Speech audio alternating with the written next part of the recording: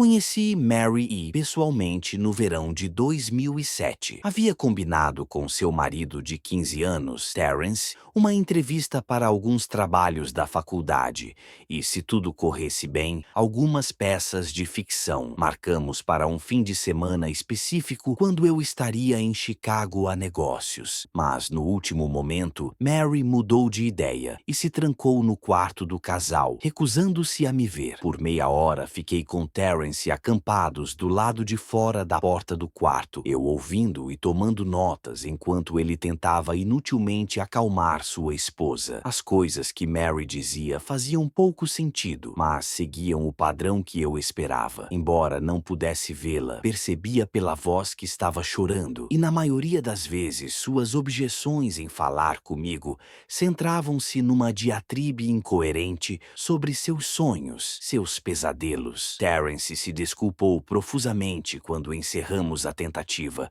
e fiz o possível para aceitar com naturalidade. Lembre-se de que eu não era um repórter em busca de uma história, mas apenas um jovem curioso em busca de informações. Além disso, pensei na época, talvez pudesse encontrar outro caso similar se dedicasse minha mente e recursos a isso. Mary E. era administradora de um pequeno sistema de boletins eletrônicos baseado em Chicago em 1992, quando encontrou pela primeira vez Smile.jpg, e sua vida mudou para sempre. Ela e Terence eram casados há apenas 5 meses. Mary foi uma das estimadas 400 pessoas que viram a imagem quando foi postada como hiperlink no BBS, embora seja a única que falou abertamente sobre a experiência. O resto permaneceu anônimo, ou talvez esteja morto. Em 2005, quando eu estava apenas no segundo ano do ensino médio, Smile.jpg foi trazido à minha atenção pelo meu crescente interesse em fenômenos baseados na web. Mary era a vítima mais frequentemente citada do que às vezes é referido como Smile.dog, o ser que Smile.jpg supostamente exibe. O que chamou minha atenção, além dos óbvios elementos macabros da cyberlenda e minha propensão para tais coisas, foi a absoluta falta de informações, geralmente ao ponto de as pessoas não acreditarem que sequer existe, além de um rumor ou farsa. É único porque, embora todo o fenômeno gire em torno de um arquivo de imagem, esse arquivo não pode ser encontrado em lugar algum na internet. Certamente, muitos simulacros fotomanipulados poluem a web, aparecendo com maior frequência em sites como o Imageboard 4chan, particularmente no subfórum paranormal/x/. Suspeita-se que sejam falsificações porque não tem o efeito que o verdadeiro Smile.jpg supostamente tem: epilepsia súbita do lobo temporal e ansiedade aguda. Esta suposta reação no observador é uma das razões pelas quais o fantasmagórico Smile.jpg é visto com tal desdém, já que é patentemente absurdo, embora, dependendo de quem você pergunta, a relutância em reconhecer a existência de Smile.jpg pode ser tanto por medo quanto por descrença. Nem Smile.jpg nem Smile.dog são mencionados em lugar algum na Wikipedia, embora o site apresente artigos sobre outros sites de choque, talvez mais escandalosos. Qualquer tentativa de criar uma página relacionada a Smile.jpg é sumariamente deletada por qualquer um dos muitos administradores da enciclopédia. Encontros com Smile.jpg são matéria de lenda da internet. A história de Mary E. não é única. Há rumores não verificados de Smile.jpg aparecendo nos primeiros dias da Usenet, e até mesmo uma história persistente de que em 2002 um hacker inundou os fóruns do site de humor Something Awful com uma enxurrada de imagens Smile.dog, deixando quase metade dos usuários do fórum epiléticos. Também se diz que em meados do final dos anos 90, Smile.jpg circulou na Usenet e como anexo de um e-mail em cadeia com o assunto "Sorria, Deus te ama". Ainda assim, apesar da enorme exposição que esses golpes gerariam, há muito poucas pessoas que admitem ter experimentado qualquer um deles, e nenhum vestígio do arquivo ou qualquer link foi descoberto. Aqueles que afirmam ter visto Smile.jpg frequentemente brincam fracamente que estavam ocupados demais para salvar uma cópia da imagem em seu disco rígido. No entanto, todas as supostas vítimas oferecem a mesma descrição da foto: uma criatura parecida com um cão, geralmente descrita como similar a um husky siberiano, iluminada pelo flash da câmera Agora, senta-se em um quarto escuro, sendo o único detalhe de fundo visível uma mão humana estendendo-se da escuridão perto do lado esquerdo do quadro. A mão está vazia, mas é geralmente descrita como acenando. Claro, a maior atenção é dada ao cão ou criatura-cão, já que algumas vítimas estão mais certas que outras sobre o que afirmam ter visto. O focinho da besta está supostamente dividido em um sorriso largo, revelando duas fileiras de dentes muito brancos, muito retos, muito afiados, de aparência muito humana. Esta não é, claro, uma descrição dada imediatamente após ver a imagem, mas sim uma lembrança das vítimas, que afirmam ter visto a imagem repetida infinitamente no olho de suas mentes durante o tempo em que estão, na realidade, tendo ataques epilépticos. Esses ataques são relatados como continuando indefinidamente, frequentemente enquanto as vítimas dormem, resultando em pesadelos muito vívidos e perturbadores. Estes podem ser tratados com medicação, embora em alguns casos seja mais eficaz que em outros. Mary, presumi, não estava em medicação eficaz. Foi por isso que, após minha visita ao apartamento dela em 2007, enviei tentativas para vários grupos de notícias, sites e listas de discussão orientados ao folclore e lendas urbanas, esperando encontrar o nome de uma suposta vítima de Smile.jpg que se sentisse mais interessada em falar sobre suas experiências.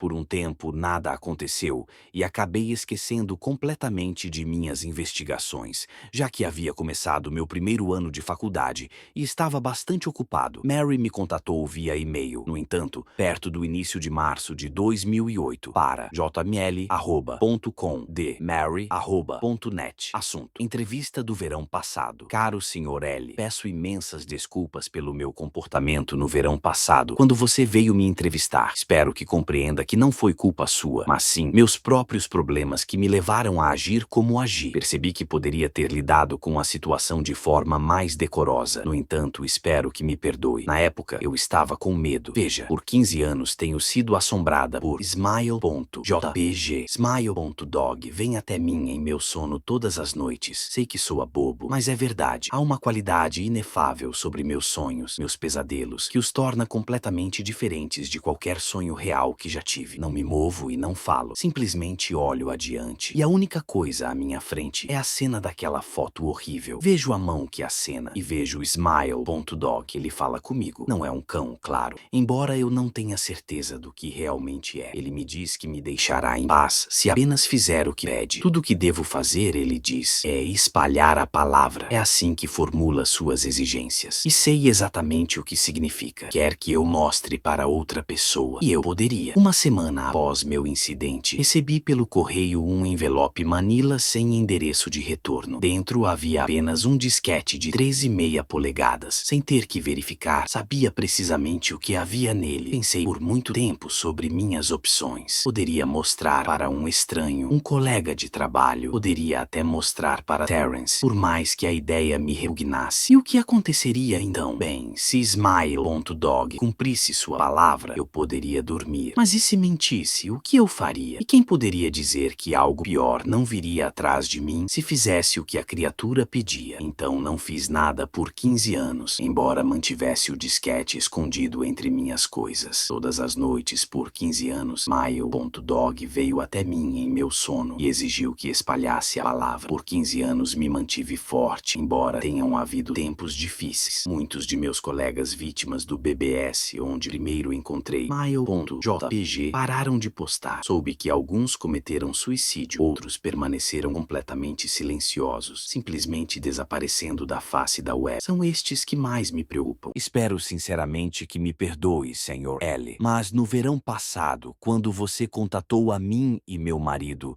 sobre uma entrevista, eu estava perto do limite. Decidi que daria o disquete para você. Não me importava se Smile.dog estava mentindo ou não. Queria que terminasse. Você era um estranho, alguém com quem não tinha conexão, e pensei que não sentiria tristeza quando você pegasse o disquete como parte de sua pesquisa e selasse seu destino. Antes de você chegar, percebi o que estava fazendo. Estava planejando arruinar sua vida. Não consegui suportar o pensamento e, de fato, ainda não consigo. Estou envergonhada, Sr. L, e espero que este aviso o dissuada de investigação adicional de Smile.jpg.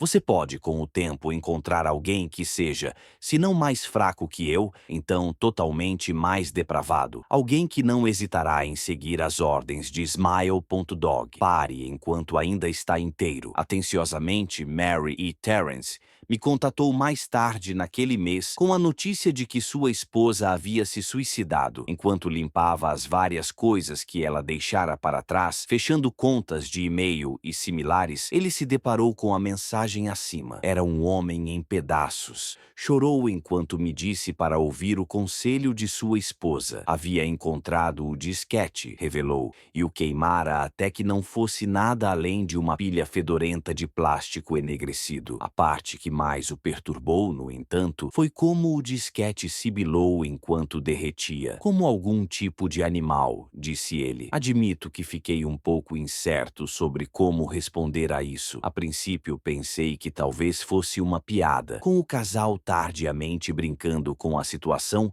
para me provocar uma reação. Uma verificação rápida dos obituários online de vários jornais de Chicago, no entanto, provou que Mary E. estava de fato morta. Não havia, claro, menção de suicídio no artigo. Decidi que, por um tempo pelo menos, não perseguiria mais o assunto de Smile.jpg, especialmente já que tinha provas finais chegando no final de maio. Mas o mundo tem maneiras estranhas de nos testar. Quase um ano completo depois de ter retornado de minha entrevista desastrosa com Mary E., recebi outro e-mail para jml@elzahir82@com. Assunto: Smile. Olá, encontrei seu endereço de e-mail através de uma lista de discussão. Seu perfil dizia que você tem interesse em Smile Dog. Eu vi e não é tão ruim quanto todos dizem. Enviei para você aqui, apenas espalhando a palavra. A linha final me gelou até os ossos. De acordo com meu cliente de e-mail, havia um anexo de arquivo chamado, naturalmente, Smile.jpg.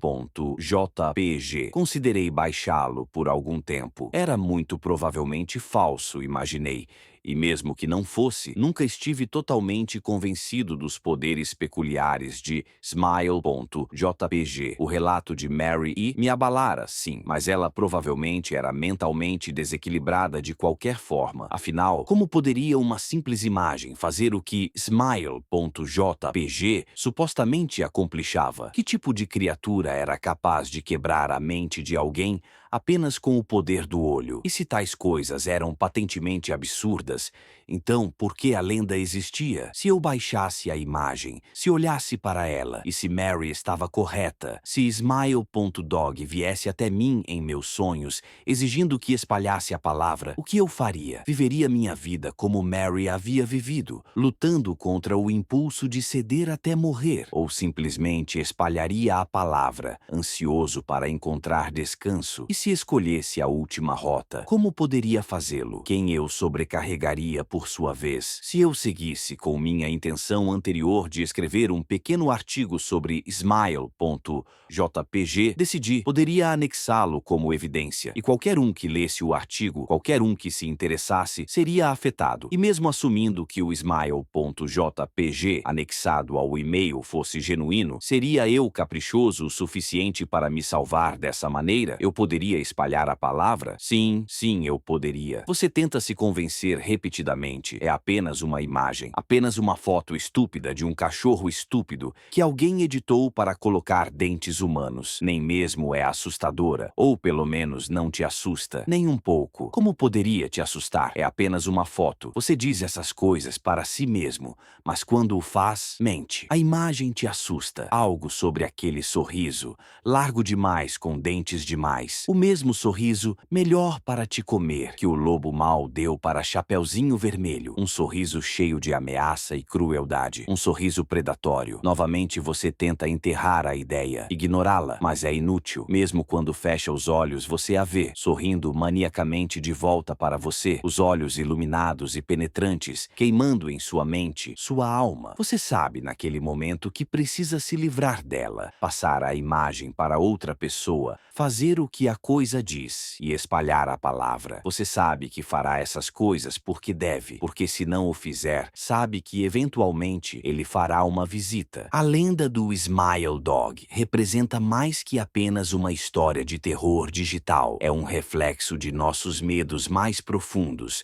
sobre tecnologia, contágio e responsabilidade moral. Em uma era onde informações viajam instantaneamente através de redes globais, a ideia de uma imagem que pode infectar mentes como um vírus toca em ansiedades reais sobre nossa vulnerabilidade no mundo digital. O poder da história reside não apenas em seus elementos sobrenaturais, mas na questão moral que apresenta. Quando confrontado com uma escolha entre sofrer sozinho ou espalhar o sofrimento para outros, o que uma pessoa realmente faria? É essa ambiguidade moral combinada com a natureza viral da própria narrativa que transformou Smile Dog numa das creepypastas mais duradouras e influentes da internet.